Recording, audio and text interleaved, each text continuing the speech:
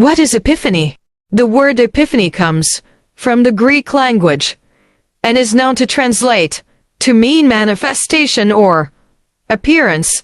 It can also refer to the meaning of a reveal.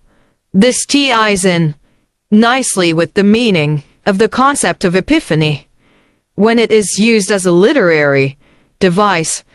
An epiphany is a moment in which a character gains clarity or understanding of a situation.